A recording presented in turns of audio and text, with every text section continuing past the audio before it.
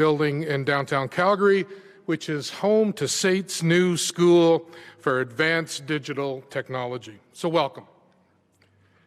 Today's announcement by the Government of Alberta is part of the province's Alberta Recovery Plan to diversify our economy, to attract investment and create jobs.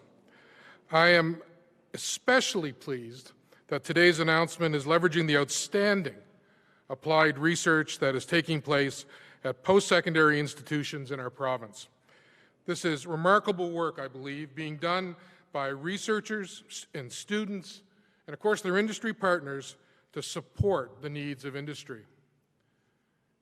This is about finding solutions to today's issues while developing the innovations for tomorrow. And this will be critical to our province's recovery, and I believe essential for our growth. With that, though, I'll turn the podium over to Minister Schweitzer, Minister of Jobs, Economy and Innovation, to share the details. Minister Schweitzer.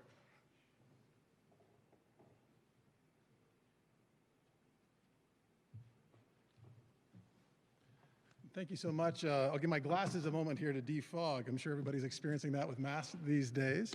I just want to say thank you to SAIT for hosting us here today at this brand new Advanced Digital Technology School.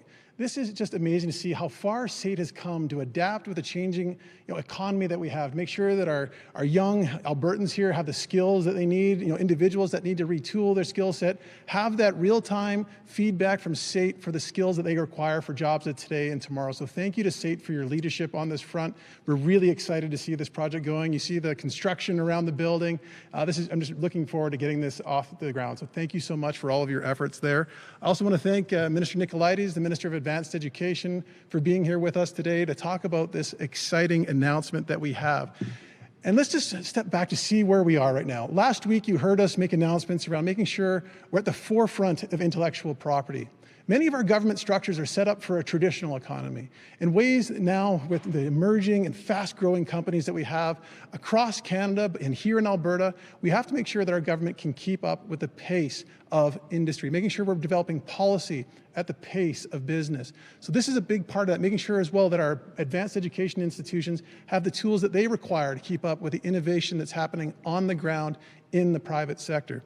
So this is really exciting for us as well, because when you take a look at the jobs today, ordering coffee, you do it through your phone. Ordering your groceries, you do it online or you do it on your phone. Amazon has disrupted so many different elements of our lives. And there's so many different elements that we have to make sure that our people have the skills and training today.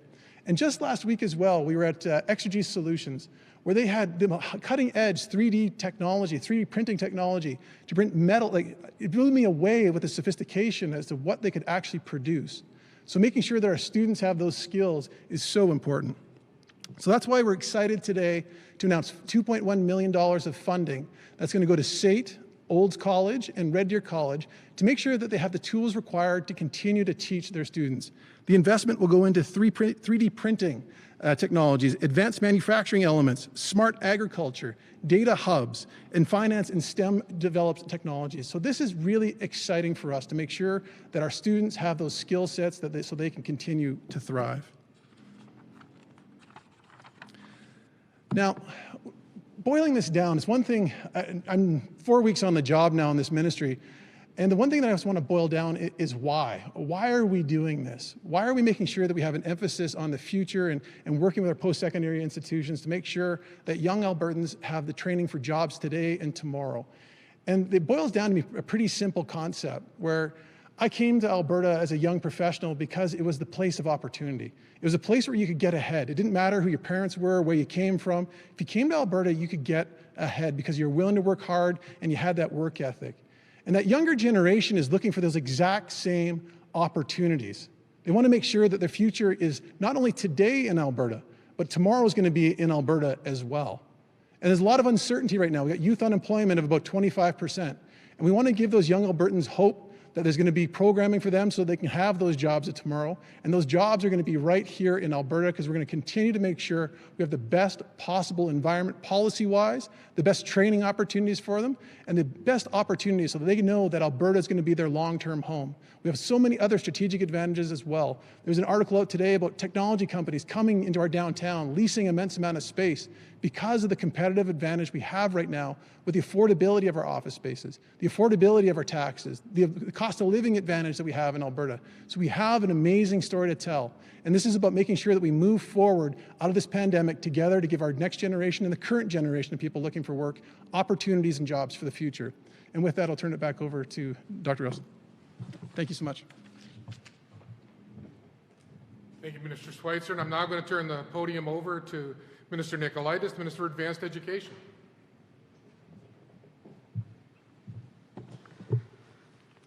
Well, thank you very much, David, and thank you for hosting us here at the new home, I suppose we can call it, for the School of Advanced Digital Technology. I have to say I'm really quite excited for the new school and to see the opportunities that it creates for young Albertans here in the province. And I think is a perfect demonstration when we as a government say skills for jobs. My mind starts to lean immediately to the School of Advanced Digital Technology, helping our young people develop the skills and competencies that they need in a modern economy. I think that's precisely what the school is about.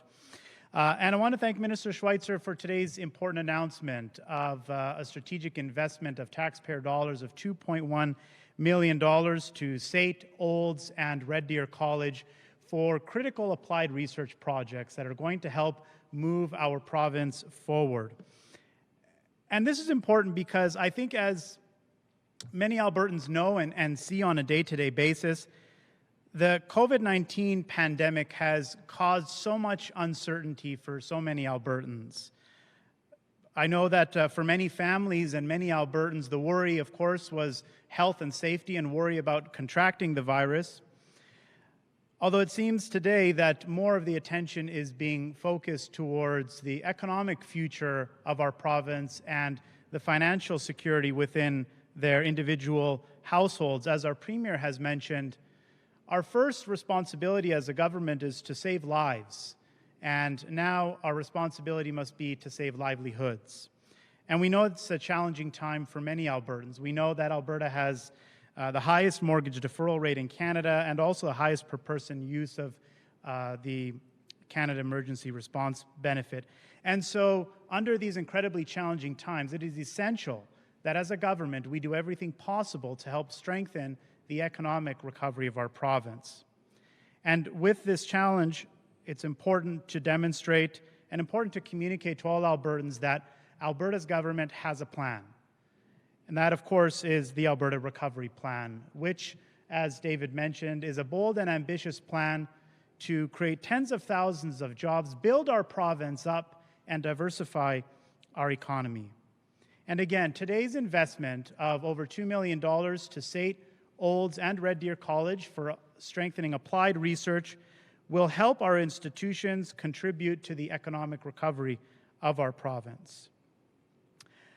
As well, our government believes in the important role that our post-secondary institutions play in Alberta's recovery.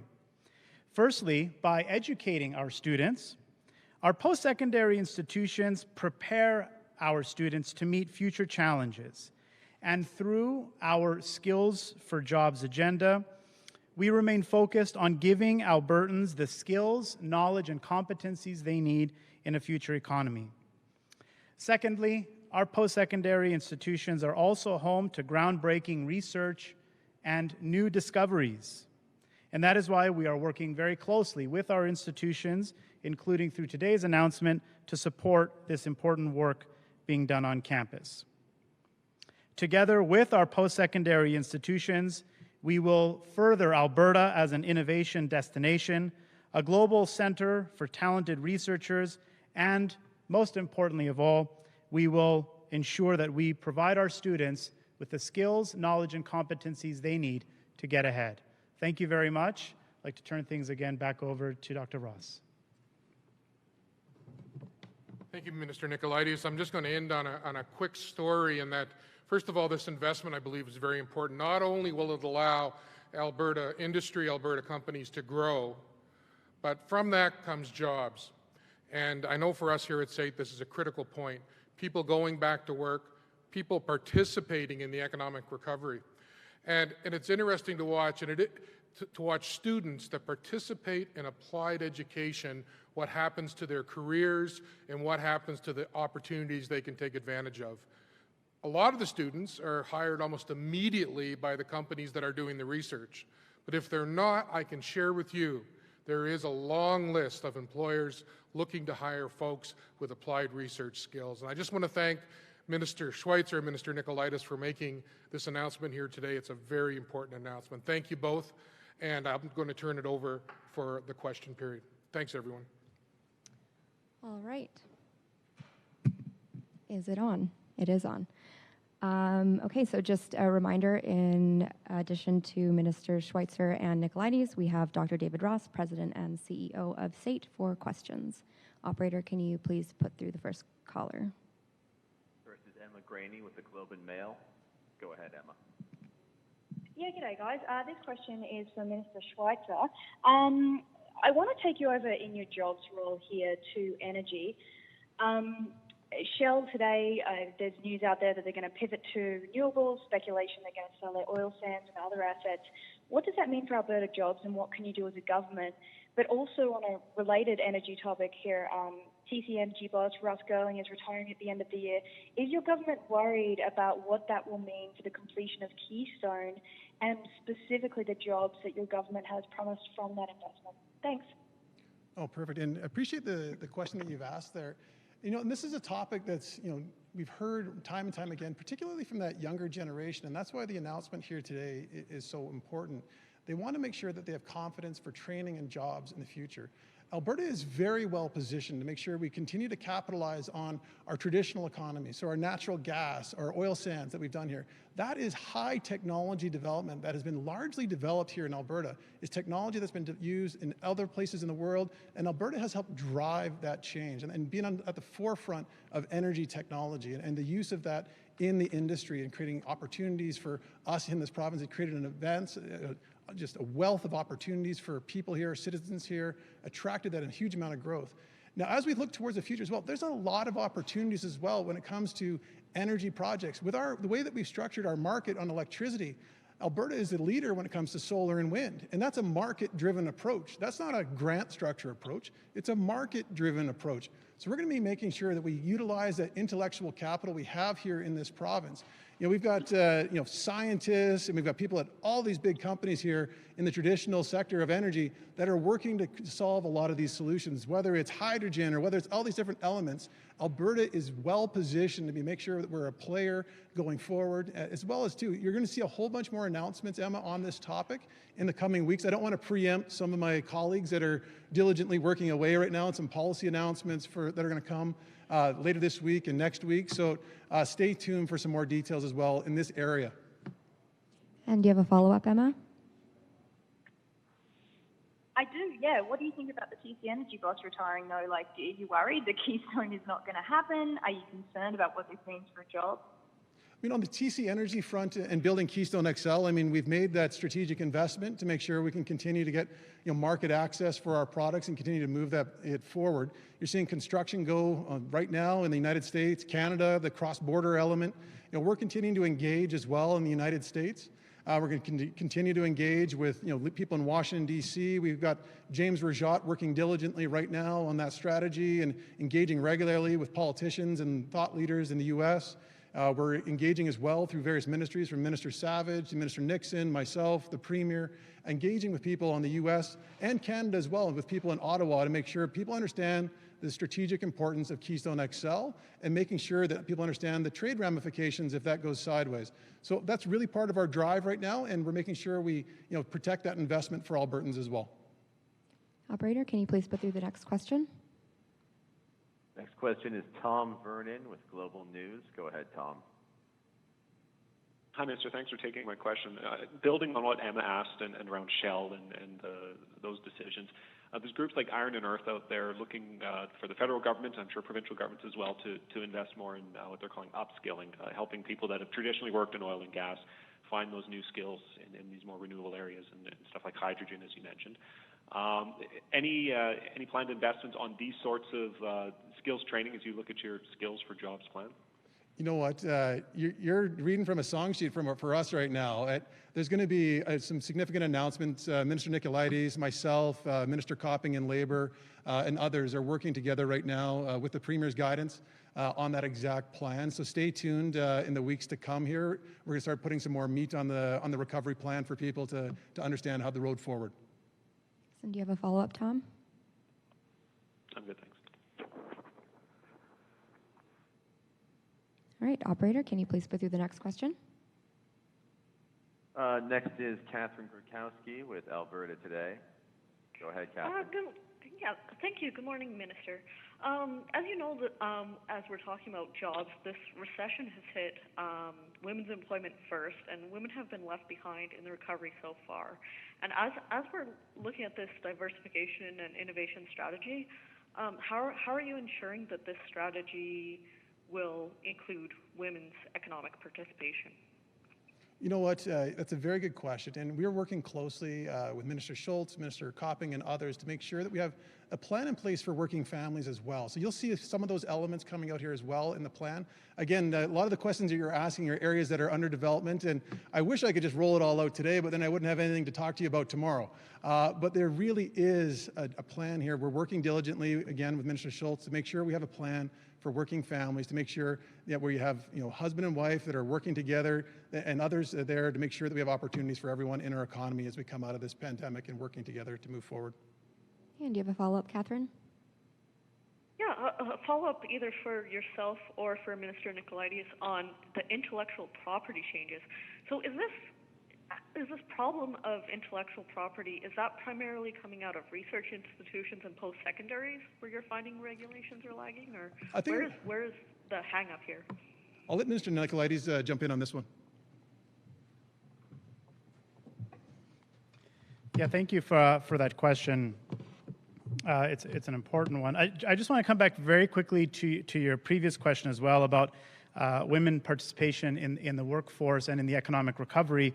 As Minister Schweitzer mentioned, it's an essential component that we recognize it needs to be advanced as part of our government's economic recovery efforts, which is why last year we had made a significant investment of $10 million to an organization called Women Building Futures, which supports women to enter trades-related occupations, which is an industry where women are significantly underrepresented. And this gives them significant opportunity to create a better future for themselves. And as a result of the COVID-19 pandemic, we've also topped up that funding this year with an additional investment to help support their reintegration and participation back into the workforce. On your question of intellectual property, obviously it's a very, very comprehensive issue. One of the challenges, of course, does connect back to our post-secondary institutions. We've heard a number of challenges from industry partners that when they come to some of our post-secondary institutions to partner with them, some of the IP policies about who retains the IP and who owns the IP can be a little challenging. And in some circumstances, we know and have heard directly from industry that that's actually driven some business activity away. So we want to take a look at the IP policies, but that's simply one piece of it. It's a much more comprehensive issue that needs to be addressed. But it's an important topic, which is why, as you may know, we are undertaking a review of our post-secondary system. We're developing Alberta 2030, which is a 10-year vision and strategic plan for the post-secondary system. And one of the key objectives that we're hoping to address as part of that review is to support and strengthen the commercialization of research on our campuses. So we're in the middle of that process. We're conducting over 100 one-on-one interviews, 25 roundtables, and 6 to 8 summits with the post-secondary community and Albertans more broadly to help find the right solutions to some of these problems, including the one that you've addressed as well. All right, operator, I think we have time for one more question. Can you please put through the last caller? All right, next question is Rafi Boudjikanian with CBC. Go ahead, Rafi. Hi there. Thank you. Questions are for Minister Schweitzer. I guess, firstly, I was wondering, could you give us a sense of what you're looking forward to from the throne speech in a couple of days from Ottawa? Well, you know what? We'll wait and see what that throne speech is going to have in it. I've seen a lot of speculation about what's in, what may not be in. You know what? We're diligently working, reaching out to people in Ottawa right now to get a sense for the direction that the federal government is going to be providing. We're going to have to stay tuned on it. But I do hope that as a part of that plan, that they understand the contribution Alberta has made to the national economy, the fact of our GDP contribution, and how important Alberta is to the future economic growth of all of Canada, and the benefits that Alberta has driven there. So we want to make sure, hopefully, that the federal government has heard those concerns, and we'll wait and see what's in that throne speech later this week. All right, and do you have a follow-up, Rafi? Yes, I do. Speaking of concerns, so this group of some 200 academics and former politicians from across Canada, really, I would say BC, Ontario, and Quebec have signed a letter to the government telling them that they need to pause the work on the Trans Mountain expansion and conduct a financial audit, because to them, this project doesn't make sense currently and won't in the near future, given the projections for oil forecasts. What do you make of that? Trans Mountain is critical to the future of Alberta. You know what, last report I saw, it's on budget, it's on schedule, which is encouraging at this point in time, given the numerous delays that project had early on. So it's a critical project, and that's foundational for the future opportunities and growth here in the province of Alberta. And I challenge the individuals that signed that letter. I mean, there's always politics. They may have a different view than us, but Alberta needs that pipeline to make sure we have that future prospect for growth. It's critical for us to continue to have that foundational elements of our economy. But I also point out to those people as to how Alberta has been a world leader when it comes to technology, cleaning water, when it comes to making sure that we have the policies in place around our electricity grid, and how engaging we are in market-driven solutions that have come right out of here in the province of Alberta. Carbon capture and storage, a lot of the amazing work that has come through our post-secondary institutions that has allowed for that level of innovation. People need to take a look at what Alberta really is. I think that they're looking at a caricature of what Alberta is instead of the reality of what this province is driving and the economic opportunities Alberta has for that future generations in this country. So, I mean, I'd challenge them to take a real hard look at what Alberta is offering and making sure that they really understand it, because I don't think that they fully understand this province. All right, thank you very much. Thank you. Thanks, everyone.